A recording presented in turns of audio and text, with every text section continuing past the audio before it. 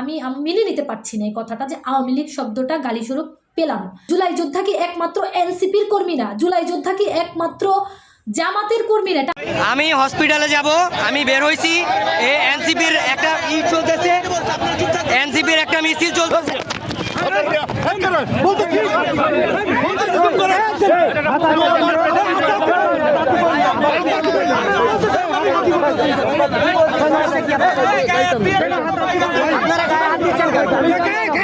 দিচ্ছেন কেন ভাই? এটা কি গায়ে হাত দেওয়া না? এটা মগের মুল্লুক না? এটা মগের মুল্লুক না ভাই? ভাই সবাই মিছিল করে, সবাই মিছিল করে, আমি কোথায় যাবো? আমার বাচ্চাটা এভাবে কাঁদতেছে এনসিপির মিছিলে। আমি শুধু একটা কথাই বলেছি যে আমাদেরকে একটা সাইড ছেড়ে দেন, আপনারা মিছিল করেন। এইভাবে তারা আমাকে গায়ে হাত দিছে, অতর্কিত হামলা চালাচ্ছে। আমি এটার নিন্দা জানাই এবং তীব্র প্রতিবাদ জানাই। এখানে কি প্রশাসনের কোনো ব্যবস্থা নেই? আমি সেটাই দেখবো। আসসালামু আলাইকুম, আমি লামি আছি আপনাদের সাথে লামিয়া লামিতে। একটু আগে দেখলেন একটা ঘটনা ঘটেছে আমার সাথে না, আমাদের সাথে, আমার পরিবারের সাথে। যেহেতু অসুস্থ তাই আমরা গিয়েছিলাম, আমাদের উদ্দেশ্য ছিল হসপিটালে যাওয়ার জন্য। তো আমরা বের হয়েছিলাম, রামপুরে আমাদের সাথে একটা ঘটনা ঘটেছে। সেটা আপনারা ভিডিওতে স্পষ্টভাবে দেখেছেন যে মিছিলে যেভাবে আমাদেরকে আটকানো হয়েছে এবং আমার হাজব্যান্ডকে মারধর করা হয়েছে। আমি একজন দেশের নাগরিক হিসেবে এটা তীব্র নিন্দা জানাই। কারণ এনসিপি হোক আর যে দলই হোক না কেন, আপনার মিছিল করে রাজপথকে আটকে রেখে কোনো অধিকার নেই সাধারণ মানুষকে হেনস্থা করার। যেহেতু আমার হাজব্যান্ড আমাকে নিয়ে মেডিকেল ক্রাইসিসের জন্য যাচ্ছিলেন, আর আমি ছাড়া ওইখানে আরও অনেক ভুক্তভোগী ছিলেন, একটু সাইড দিতে বলেনি মিছিল থামাতে। কারণ এখন প্রচারণা চলবে, এটা স্বাভাবিক, কারণ সামনেই নির্বাচন।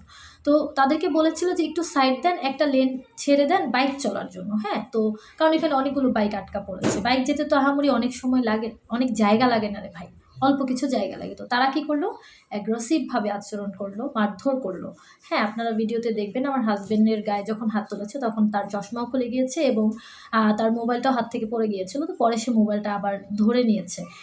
আমার মেয়েটা, ছোট বাচ্চা, আমি সাথে মহিলা মানুষ আছে, তারা এটা কোনোভাবেই টেক কেয়ার না করে তারা অ্যাগ্রেসিভলি আমাদেরকে আটকালো এবং মারধর করলো। তো এটা কোন দেশে, মানে কোন যুক্তিতে বলে যে আমাদের দেশে কি আমরা বাক স্বাধীনতা হারিয়ে ফেলেছি? আমরা কি সেই জুলাই যুদ্ধে অংশগ্রহণ করে, হ্যাঁ, আমার হাজব্যান্ড কিন্তু গুলিবিদ্ধ হয়েছিল। এটা অনেক আমার যারা ক্লোজ রিলেটিভ তারা জানে, আমাদের যারা ক্লোজ আছে। কারণ কি তখন না ফ্যামিলিকে বা বাহিরের লোকজনকে জানানো যায়নি যে আমার ঘরে একজন গুলিবিদ্ধ মানুষ আছে। কারণ তখন হচ্ছে এরকম ছিল, ঘরে ঘরে এসে জিজ্ঞেস করতো বা পুলিশ অ্যালার্ট করে দিয়েছিল হাসিনা সরকার যে যেই ঘরে গুলিবিদ্ধ কেউ আছে বা কোনো স্টুডেন্ট আছে তাদেরকে ধরে ধরে নিয়ে যাওয়া, গুম করে দেওয়া হতো। তো এই জন্য ওই সময়টা যে কীভাবে পার করেছি একমাত্র আমরা জানি। তো আজকে হাসি পেল এই কথা শুনে যে আওয়ামী লীগ বলে গালি দেওয়া হলো আমাদেরকে। একটু বিশ্বাস করা যাচ্ছে না, আমি পারছি না মেনে নিতে এই কথাটা যে আমি আওয়ামী লীগ গালি শুনলাম, এটা জেনে যে কার কাছে, এনসিপি দলের কাছে। বাবারে, তোমাদেরকে ওই দলটা করার জন্য আমরা সাধারণ মানুষ যারা আছি তারাই রাস্তা করে দিয়েছি। তোমরা আমাদের মাথায় কাঁঠালটা ভেঙে খেতে চেয়েছো। তোমাদেরকে ওইখানে উপদেষ্টা তো ছিল এক সময়, উপদেষ্টা হয়ে তারপরে যে মোটা অঙ্কের অ্যামাউন্টটা তুমি নিয়ে এখন নির্বাচনে যাচ্ছ না, ওটা আমাদেরই টাকা, আমাদের মতো সাধারণ মানুষেরই টাকা। তো ওই যে সাধারণ মানুষকে তুমি আটকে রেখে জিম্মি করে নিজেদের লোকদেরকে দিয়ে মারধর করিয়ে তারপরে রাস্তাঘাটে এরকম হেনস্থা করছো না রে ভাই। যদি মানুষ এটা আবারও স্বৈরাচারিত্বকে দূর করতে চায়, হ্যাঁ, তুমি যে স্বৈরাচারী আচরণটা আজকে করলা, তোমাদের দল থেকে করলো, জানি না তোমার পর্যন্ত কথাটা পৌঁছাবে কিনা, এনসিপির যে লিডার, হ্যাঁ, তার পর্যন্ত কথাটা পৌঁছাবে কিনা। এনসিপি আর জামাত তো এখন একসাথে। আমার হচ্ছে এনসিপি আর জামাতের কাছে এটা প্রশ্ন যে কেন আমার হাজব্যান্ডকে মারধর করা হলো। শুধুমাত্র তার দোষটাকে এতটুকুই যে সে বলেছে আমাদেরকে একটু সাইড দেন, একটা জায়গা দিয়ে আমাদেরকে যেতে দেন। তাদের এখানে অনেক আহামরি মানুষ ছিল না, অল্প কিছু মানুষ ছিল। মিছিলে যে অনেক বেশি মানুষ হয়েছে যে হ্যাঁ আমি সামনে গিয়েও যেতে পারবো না, বিষয়টা এরকম না। একটুখানি সাইড দিলে আমরা চলে যেতে পারবো, সামনে রাস্তা ফাঁকা। তারপরেও তারা ছাড় না দিয়ে, ভালোভাবে কথা তো বললোই না, সাথে করে কি করলো, মারধর করলো। আপনারা কিন্তু ভিডিওতে দেখতে পারবেন, আমি স্ক্রিনে ভিডিওটা আবারও ছেড়ে দেখাবো। আমি অসুস্থ, আমার কথায় যদি একটু কিছু মনে হয় তাহলে আমাকে ক্ষমা দৃষ্টিতে দেখবেন। আমি নিজেকে আটকাতে পারিনি এই বলে যে আমি এই দেশের নাগরিক হিসেবে কিভাবে এই আচরণটা পাচ্ছি।